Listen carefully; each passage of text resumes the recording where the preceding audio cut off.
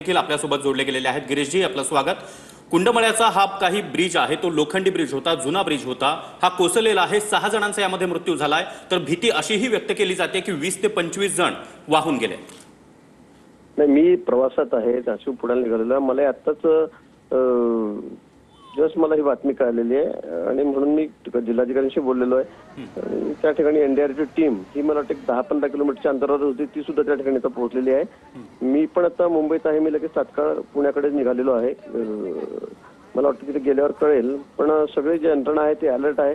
पण हा पूल आता कसा तुटला, काय झालं नेमकं याची तर मलाही कल्पना नाही, पण मी तर जिल्हाधिकाऱ्यांशी सारखा संपर्क साधतो, पण त्याचे नंबर बिझी आहेत, बहुतेक ते याच कामामध्ये बिझी असतील।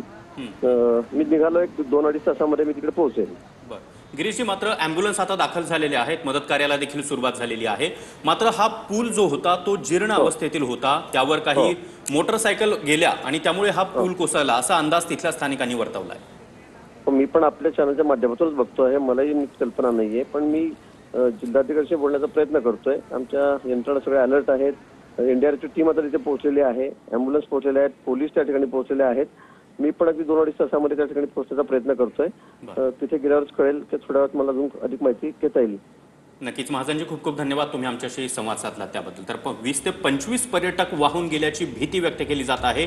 सुनील शेळके स्थानिक आमदार यांनी दिलेल्या माहितीनुसार 6 जणांचा मृत्यू या दुर्घटनेमध्ये झालेला आहे आणि यावेळी पुलावर काही दुचाकी आल्या, त्यामुळे पूल ओव्हरवेट झाला आणि त्यामध्येच हा पूल कोसळला अशी शक्यता व्यक्त केली जाते।